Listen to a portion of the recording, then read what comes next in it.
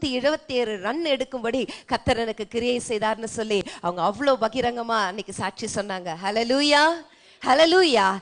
வெட்கம், தலைகுனிவு, அவமானம், நிந்தை, போட்டியை விட்டு நீக்கப்படுதல். she was talented. அவங்க நல்ல விளையாடக்கூடிய வீராங்கனை, போட்டியிலிருந்து நீக்கப்பட்டாங்க. ஆனா கர்த்தரை உறுதியாய் பற்றி பிடித்துக் கொள்ளும் பொழுது எந்த இடத்துல தலைகுனிவு வந்ததோ அதே இடத்துல அந்த ஒரு பெண் மூலமாக ஒரு டீமுக்கு, ஒரு தேசத்துக்கே வெற்றி வரும்படி கர்த்தர் அந்த பெண்ணை தெரிந்து கொண்டு அந்த பெண்ணை பயன்படுத்தினார். இன்றைக்கு எந்தெந்த இடத்துல எல்லாம் நீங்க அவமானப்பட்டிருக்கிறீங்க, யார் மூலமெல்லாம் அவமானப்பட்டிருக்கிறீங்க, அங்கெல்லாம் கர்த்தர் உங்களை தலை நிமிர செய்கிற தேவனாய் இருக்கிறார். தலைகுனிவோ, ஒதுக்கப்படுகிறதோ, தள்ளப்படுகிறதோ, நம்ம விழுந்து போகிறதோ, that is not the end.